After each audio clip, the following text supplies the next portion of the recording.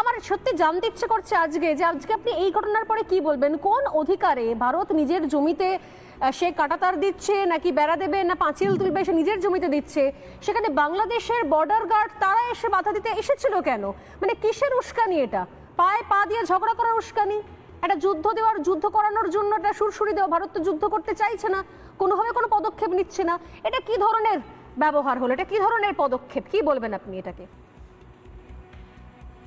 নমস্কার, আমি গর্বিত যে আমার বাংলাদেশে জন্ম হয়েছে এবং বাংলাদেশের বর্ডার গার্ড নিয়ে আমি সম্পূর্ণভাবে গর্বিত এবং আমি এই দেশকে ভালোবাসি। এই দেশের জন্ম আমার শত জন্মের কর্মের ফলে হয়েছে। কারণ বাংলাদেশের মতো একটা শক্তিশালী জন্মগ্রহণ করা একটা ভাগ্যের ব্যাপার, ভারতের মতো একটা দুর্বল দেশে জন্মগ্রহণ করা অন্য ব্যাপার। বিমল দা যে বললেন যে আমাদের যে বর্ডার গার্ডে যেটা করছেন আপনি যেটা বললেন, এখানে সীমান্তে নো ম্যান্স ল্যান্ড এবং 0 পয়েন্টের একটা ডিস্টেন্স থাকে, তারপর তার নিজস্ব জমি আছে। সেই নো ম্যান্স ল্যান্ডে 0 পয়েন্টে আপনারা বেড়া দিতে পারবেন না। 2 তারিখ যখন বেড়া শুরু করেন তখন আমাদের বর্ডার গার্ডের মানে আপত্তিতে আপনারা যে বেড়া বন্ধ করছেন তখন ছিল সেটা 0 পয়েন্টে। আপনারা আজকে বেড়া শুরু করছেন, দীর্ঘতে কাজ চলছে, কিন্তু সেটা 0 পয়েন্ট থেকে আপনাদের সীমানায় করছেন। আপনাদের সীমানায় বেড়া দেবেন না, কুকুর কাটবেন না, গাছ লাগাবেন, এতে বাংলাদেশে কিছু আসে যায় না। আর বাংলাদেশ নিয়ে আমি যেভাবে বললেন দুর্বল, সরিষা খেতে ট্যাঙ্ক দিয়ে করে, একবারও বলবেন না। আপনার বয়স কত আমি জানি না, আপনি 2001 সালে আপনার বয়স কত ছিল? 2001 সালে আপনারা উস্কানি দিয়েছিলেন সীমান্তে।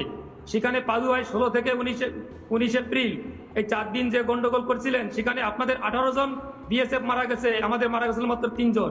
আপনাদের 2 জন বন্দী হয়েছে, আমাদের 1 জনের বন্দী হয় নাই। আপনাদের 2 জন আহত হয়েছে, আমাদের মাত্র 5 জন আহত হয়েছিল। মনে পড়ে না? লজ্জা করে না আপনাদের? বাংলাদেশ নিয়ে তাচ্ছিল্য করেন। 2001 সালে শিক্ষা হয় নাই, 2005 সালে 18 বর্ডারে গন্ডগোল করছিলেন, সেখানে আমাদের অ্যাসিস্ট্যান্ট কমান্ডার শ্রীমান জীবন কুমার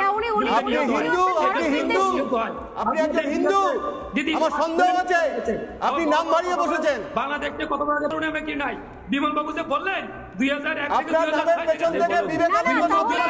2005 দেখেন